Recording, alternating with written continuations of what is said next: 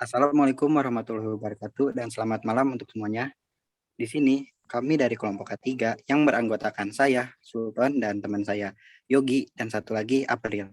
Di sini kami akan mempresentasikan dan menganalisis kasus kasus apa saja yang terjadi saat bekerja. Untuk langsung aja ke materinya. Sebenarnya apa sih itu K3?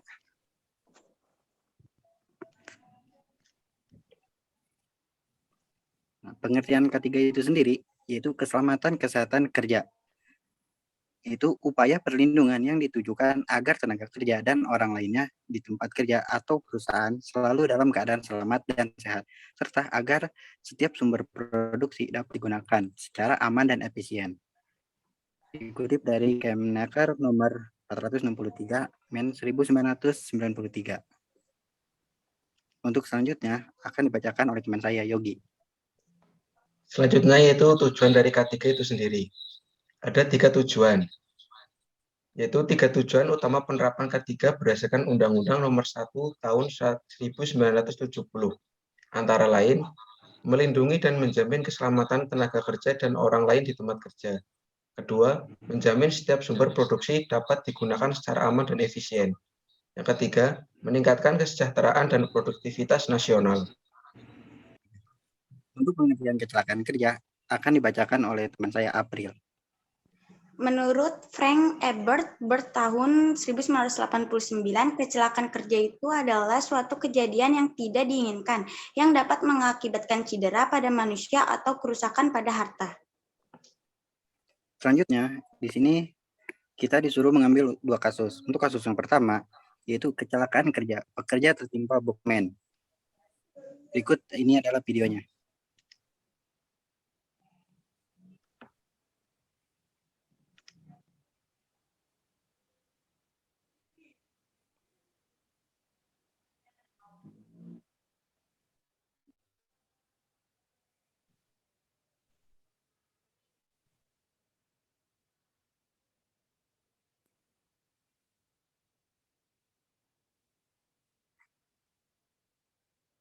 Nah, di video ini terlihat terjadi sebuah kecelakaan.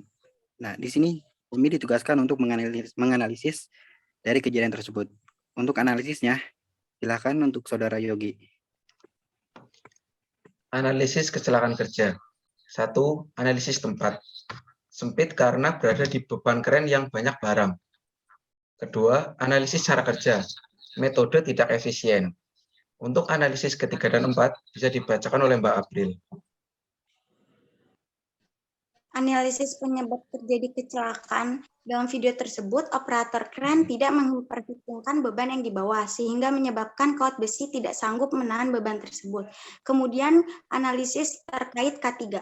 Pekerja tidak menggunakan APD seperti seat belt untuk pengaman dan menahan beban jika terjadi kecelakaan. Kemudian, ke analisis kerugian, terjadinya korban jiwa dalam kejadian tersebut. Untuk slide selanjutnya akan dibacakan oleh saya sendiri. Saran dan solusi. 1. Sebaiknya para pekerja harus terlebih dahulu melengkapi APD dan alat bantu kerja lainnya. 2. Para pekerja harus menggunakan dan mengutamakan keamanan dirinya pada saat berada di atas kemeja, yaitu dengan memakai seat belt yang terpasang pada beban para pekerja, sehingga ketika terjadi kecelakaan, tali kawat putus, posisi badan masih bisa ditahan, dan masalah tersebut tidak terulang kembali. 3. Operator kren harus lebih memahami maksimal beban kren yang dibawa. Jangan karena mengejar target produksi sampai lalai dan kewajiban sebagai operator kren. Untuk kasus kedua, di sini terdapat kronologi kebakaran pabrik kembang api Tangerang. Untuk analisisnya bisa dibacakan oleh saudara Yogi. Kronologi kebakaran pabrik kembang api di Tangerang, yaitu sebanyak 23 orang tewas dan puluhan lainnya luka-luka dalam kebakaran tersebut di Desa Blimbing, RT 20, RW 10, Tangerang, Banten, Kamis 26 bulan 10 pagi. Kebakaran diduga dipicu oleh hubungan arus pendek listrik dalam pabrik tersebut. Adanya ledakan diduga karena api yang mengenai bahan-bahan kimia di dalam pabrik. Selanjutnya, saudara April.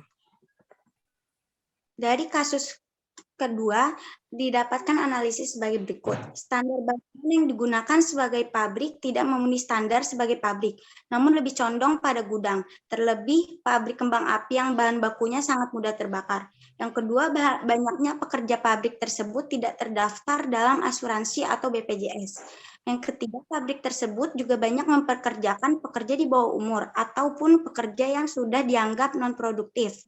Yang keempat, perlindungan terhadap pekerja serta fasilitas K3 yang kurang memadai dan kurang diperhatikan. Yang kelima dan yang terakhir, jalur evakuasi sangat perlu diperhatikan karena dari beredarnya kabar bahwa banyaknya korban dikarenakan pintu utama pabrik tidak dapat terbuka atau terkunci. Untuk pasca kejadian akan dibacakan oleh Saudara Yogi. Tindakan pasca terjadinya kecelakaan kerja. 1. Mengevaluasi kejadian sebelumnya agar tidak terulang kembali. Yang kedua, dibuatnya peraturan yang mewajibkan bagi setiap perusahaan untuk memiliki standarisasi yang berkaitan dengan keselamatan karyawan, perencanaan, konstruksi, alat pelindung diri, dan monitoring peralatan, dan sebagainya. Yang ketiga, adanya pengawas dan dapat melakukan pengawasan agar peraturan perusahaan yang berkaitan dengan kesehatan dan keselamatan kerja dapat dipatuhi. Di dua kasus tadi, kami menyimpulkan, 1. Menyiapkan APD sebelum bekerja. 2. Mendaftar pelatihan K3 sebelum bekerja. 3. Menganalisis tempat kerja terlebih dahulu. 4. Memeriksa peralatan kerja sebelum bekerja. 5. Bekerja sesuai SOP yang sudah ditentukan. Sekian dari kelompok kami. Kurang lebihnya mohon maaf. Saya dan teman-teman saya mengucapkan terima kasih.